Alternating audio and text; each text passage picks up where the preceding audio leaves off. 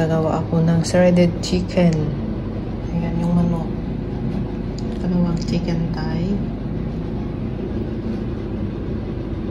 Luya, bawang, coriander leaves, onion, sili. Wala akong red.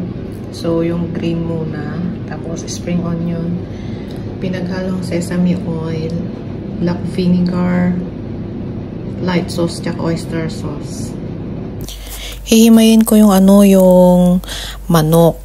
Kaya lang mainit. Kasi nagmamadali na ako. Nagtatanong na yung alaga ko kung food is ready daw.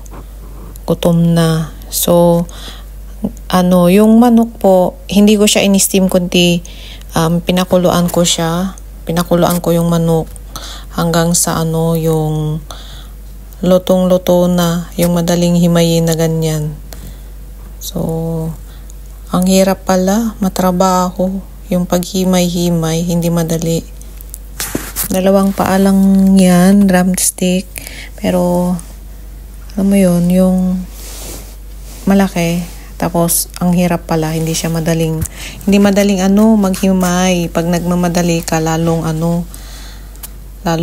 parang antagal, ang bagal, parang ganun yung pakiramdam ko dyan. Nung ginagawa ko yan, ay nako. Hindi naman nagsabi kasi nakakain ng maaga yung alaga ko. Yan, nahimay ko naman, nahimay ko na yung alaga ko. So, ilagay na natin lahat. Pagsama-samahin na natin lahat ng ingredients. Bawang, luya, coriander leaves,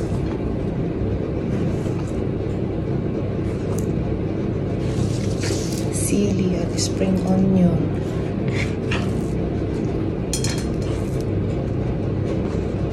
tapos yung sibuyas, red onion,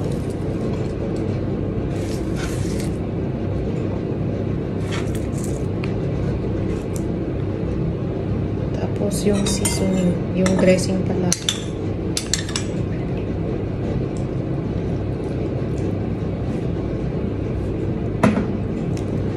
Tapos haluin natin. Amoy pa lang, ulam na. Ang sarap. Amoy niya. Amoy pa lang. Haluin mabuti para yung dressing niya ay malagyan lahat yung manok. Tapos nagdagdag ako ng sesame seed. Thank you for watching.